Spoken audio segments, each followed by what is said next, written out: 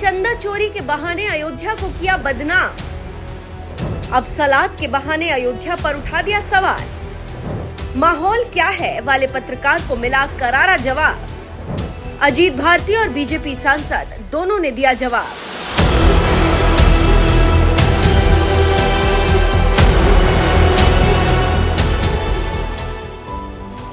अयोध्या भारत की वो पावन धरा जहां भगवान श्री राम का जन्म हुआ, लेकिन इसके बावजूद रामलला को दशकों तक टेंट में रहने के लिए मजबूर होना पड़ा, क्योंकि सत्ताधारी सरकारों के लिए शायद रामलला के घर से ज्यादा जरूरी अपनी कुर्सी थी। इसीलिए बारिश हो या तूफान, जाड़ा गर्मी हो या बरसात, रामलला दशकों तक टेंट में ही रहे, क्योंकि बाबरी के चहेते नहीं चाहते थे कि रामलला के भव्य राम मंदिर का निर्माण हो। फिर धीरे धीरे वक्त बदला।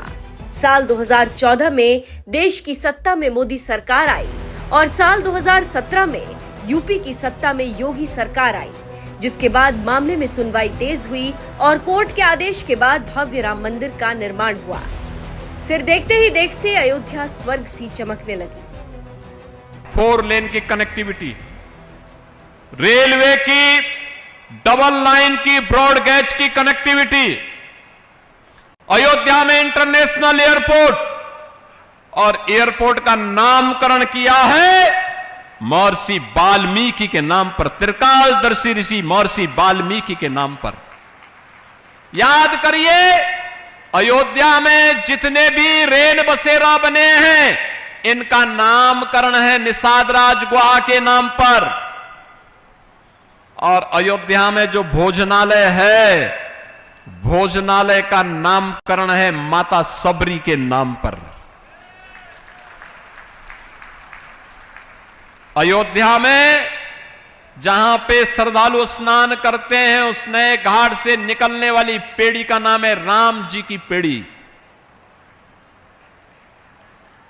अखिलेश जी, आपकी सरकार ने तो इन राम भक्तों पर गोलियां चलाई थी। आज की अयोध्या फिर से त्रेता युग का स्मरण करा रही है। कभी टेंट में रहने वाले रामलला के लिए मोदी और योगी राज में भव्य राम मंदिर का निर्माण हुआ और तेजी के साथ अयोध्या का विकास भी हुआ। लेकिन इसके बावजूद कुछ लोगों को शायद अयोध्या का ये विकास नजर नहीं आता। इसीलिए अयोध्या के विकास को थाली में सजे सलाद के पैमाने से नापने लगते हैं। यकीन नहीं तो वरिष्ठ पत्रकार राजीव रंजन का ये ट्वीट देख लीजिए, जो अयोध्या के विकास पर तंज मारते हुए कह रहे हैं, कितना बदल गई अयोध्या। एक पूरा टमाटर नहीं, एक पूरी प्याज नहीं, एक न पूरा गाजर और न खीरा, पूरा नींबू भी नहीं, और ये सितारा होटल भी नहीं, और इस सलाद की कीमत 235 रुपए। राम नाम की लूट है, लूट सके तो लूट।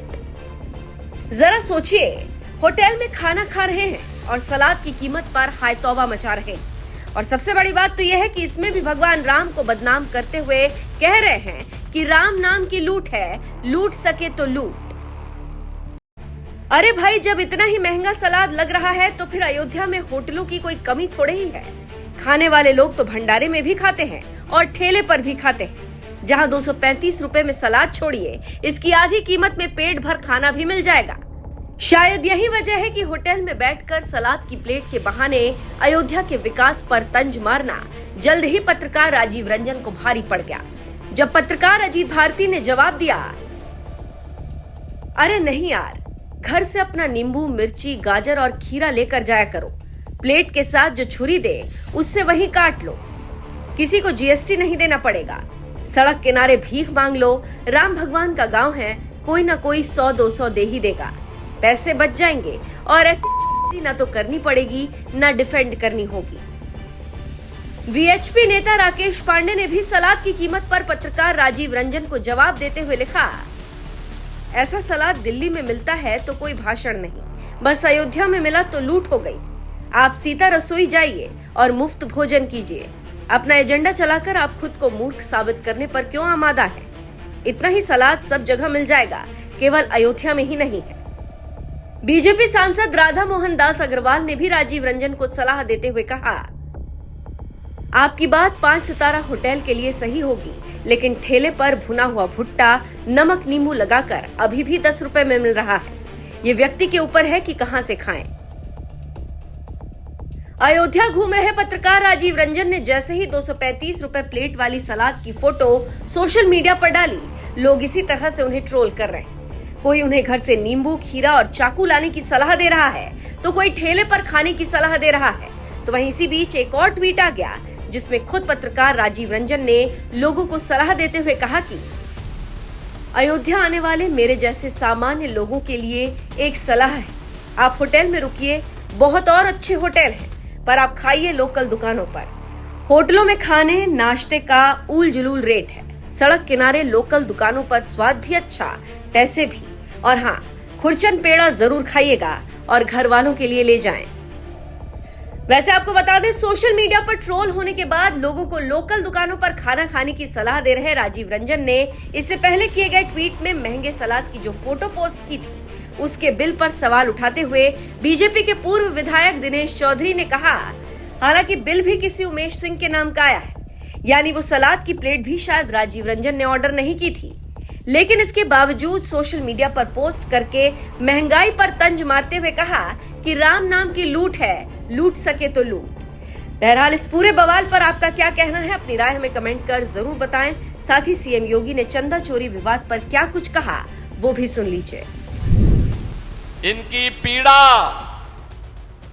मंदिर के चढ़ावे के चोरी से संबंधित नहीं है। इनकी पीड़ा तो इस बात को लेकर के है, राम भक्तों ने अपने प्रभु को श्रद्धा और सम्मान देने के लिए प्रभु का इतना भव्य मंदिर का निर्माण सहयोग से कैसे कर बना दिया है, यह इनकी पीड़ा है। ये लोग कितनी एक्सरसाइज कर लिए हैं, पिछले 6 वर्ष में बाबरी ढांचा का नामो निशान नहीं, बना भी नहीं पा रहे हैं, कहीं नहीं बना पा रहे हैं, लेकिन राम भक्त बना रहे हैं तो राम भक्तों पर प्रहार करना, उनकी आस्था को किसी न किसी प्रकार से आहत करना, और लगातार एक मुहिम चला रखी है इन्होंने। देश को बदनाम किया जा रहा है, प्रदेश को बदनाम किया जा रहा है, अयोध्या धाम को बदनाम किया जा रहा है। बहन और भाइयों, इनसे पूछना चाहिए, एसआईटी की रिपोर्ट पर श्री राम जन्मभूमि तीर्थ क्षेत्र न्यास के द्वारा लगातार कार्रवाई की जा रही है, लेकिन मैं पूछना चाहता हूं, बहन और भाइयों, मैं पूछना चाहता हूं, एक चोरी थी, समय रहते सब पर कार्रवाई हुई है और हो रही है, लेकिन वक्फ के नाम पर हजारों एकड़ लैंड, गरीब की लैंड, सरकारी लैंड वारा न्यारा हुआ है। समाजवादी पार्टी ने और कांग्रेस ने कभी उसके खिलाफ आवाज क्यों नहीं उठाई है? कभी नहीं उठाए वक्फ के नाम पर। जब वक्फ कानून बनाया उसका विरोध इन्होंने किया, ये लोग उसका विरोध करते हैं। यानी अगर किसी चीज को रेगुलाइज करने का कार्य होता है कि नहीं भाई, आपको हिसाब देना होगा, नियम के अनुसार बताना पड़ेगा, तो उसका विरोध इन्होंने नागरिकता कानून का विरोध किया।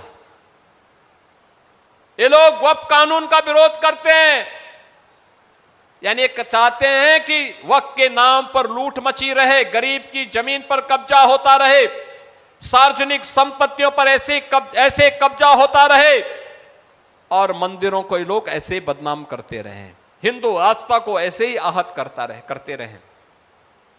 ये दोहरा आचरण स्वीकार नहीं किया जाना चाहिए, और इसीलिए आज मैं आप सबसे आह्वान करने के लिए आया हूं। बहन और भाइयों, ये नकारात्मक राजनीति देश का हित नहीं करने वाली है, समाज का हित नहीं करने वाली है, गरीब का हित नहीं करने वाली है, अन्नदाता किसान का हित नहीं करने वाली है, बेटी और बहन को सुरक्षा नहीं दे सकती है, नौजवान के लिए रोजगार और नौकरी की सुविधा नहीं दे सकती है। यह कार्य केवल डबल इंजन की सरकार दे सकती है। डबल इंजन की भारतीय जनता पार्टी की सरकार और भारतीय जनता पार्टी की इसी सरकार के संदेश को लेकर के, प्रधानमंत्री मोदी जी के इसी संदेश को लेकर के आज मैं आपके पास आया हूं।